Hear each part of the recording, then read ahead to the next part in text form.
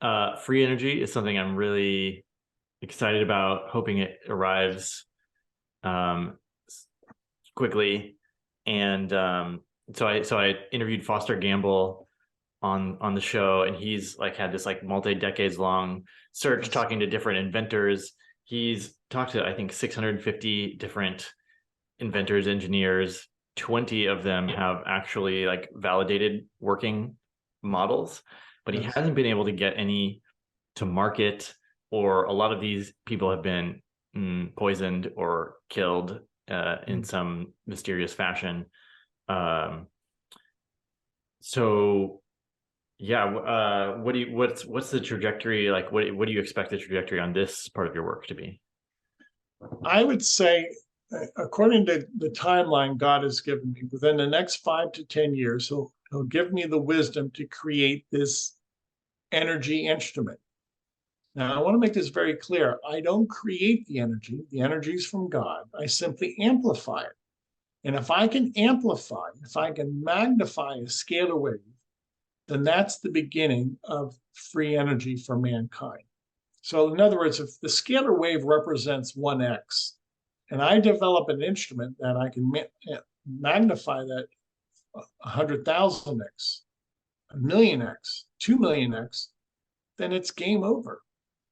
Then I have taken a standing wave, I've amplified it a millionfold, or I can amplify it a billionfold, and in so doing it, then it just becomes a numbers game. Then you can distribute free energy anywhere in the universe. 5 to 10 years. So how are you measuring whether you're amplifying it, You know, a thousandfold or whatever? you can't measure scalar energy because it's everywhere. There's not a finite uh, unit of measure. Whatever you're going to measure, it has to be able to have a finite unit of measure. Scalar energy is the omnipresence of God, so you cannot measure God.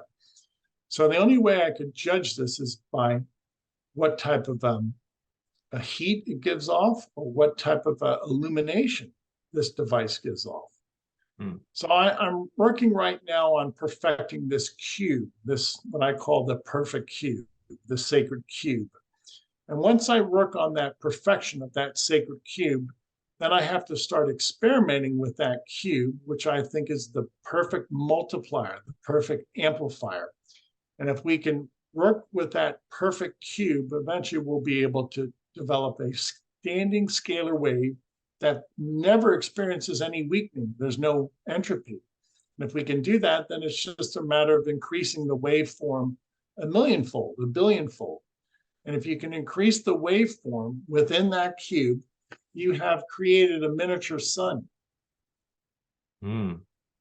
That's the key. See, I'm trying to imitate nature. I want to create a miniature sun. Okay. So you're talking about measuring heat and light, and before you talked about scalar waves degrading into electromagnetism. Yes. So you're measuring like the degradation of Yeah, that's a good point. With this sacred cube, that's the whole point. I don't believe scalar energy will degrade into electricity and magnetism. If I can keep the scalar wave intact, then I have perfect energy. If I have perfect energy, I have the perfect means to end the energy crisis. As soon as scalar energy degrades into electromagnetic energy, that's your die off. That entropy will result in the failure of the system. You'll never develop a perpetual instrument, a perpetual energy instrument with electricity. You can't do that. I have to have this self-contained scalar energy environment that never will anything degrade into electromagnetic energy. Okay, so then an electric car motor wouldn't be useful in this. You would have Correct. to have a different type of motor? Correct. Tesla did that, by the way. Tesla developed a scalar energy instrument that he placed inside the hood of his car, and he was able to power a car by way of scalar energy, star energy. And he made it very clear that he did not need the combustion engine. So he took out the combustion engine and he operated a car by way of star power. How does it turn the wheels? How does it turn to Yeah, mechanical energy like th that? that's a good point. I don't have the schematics. I wish I would have, but apparently um, Tesla was able to use this kinetic energy from the sun and the stars, and instead of a combustion engine, he was able to I guess attach this somehow to the transmission of the engine and power the car through scalar energy rather than through gas. Hmm. Yeah, I'm excited for you to. I mean, I think a lot of people were really interested, like how I'm having a hard time grasping, like, okay, we have scalar energy, but like when we're talking about useful things to us, like heating our homes or getting from one place to another, that seems to be in the sort of material Newtonian physical realm. Yes. Um, and so there's like a conversion process. There's like, okay, how do we use the scalar energy for Right. this Newtonian uh, dimension? Right. Right. And that what I envision is this: there has to be a new paradigm, a new industry built around scalar energy. For instance, if I walk into my laboratory with my cell phone will not recognize the scalar energy signal. My instrument is so strong it overrides the electromagnetic signal, the microwave signaling in my phone.